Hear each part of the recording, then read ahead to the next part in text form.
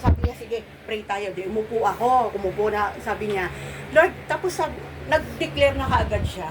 Sabi niya, Lord, kung ano mang meron dito sa paligid natin, hindi doon sa bahay, sa paligid ng subdivision, doon sa kalapit namin. Grabe talaga yung tango ng aso.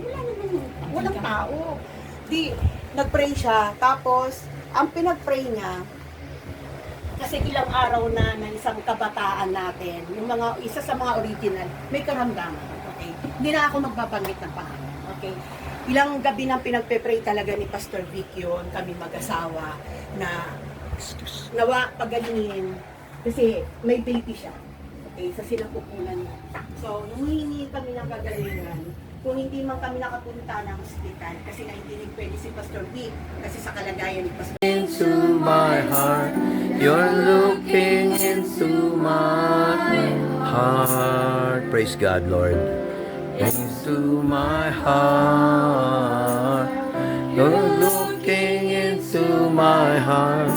You're looking into my heart. Into my heart.